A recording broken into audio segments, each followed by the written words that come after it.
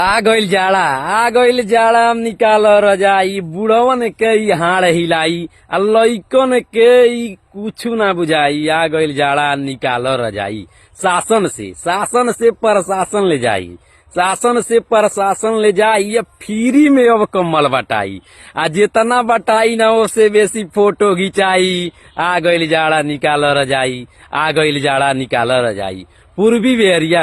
पूर्वी बेरिया अब सबके कपाई, पूर्वी बेरिया अब सबके कपाई। आ सूरज के धूप लागी जैसे मिठाई, सूरज के धूप लागी जैसे मिठाई। आ साँझे भी नहिया कोहरा कोहर आपन दिखाई। आ गइल जाड़ा निकाल रजाई, आ गइल जाड़ा निकाल रजाई।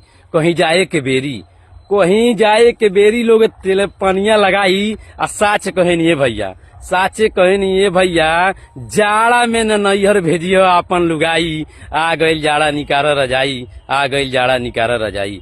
बहुत बहुत धन्यवाद ये वीडियो देखे खातिर। अगर वीडियो सच में कुछ अच्छा लगे तो आप लोग दबा के शेयर कर जाओ, लाइक कर जा।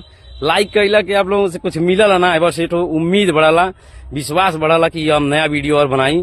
तो अच्छा लगे तो शेयर करी दबा के। जय हिंद, जय भारत।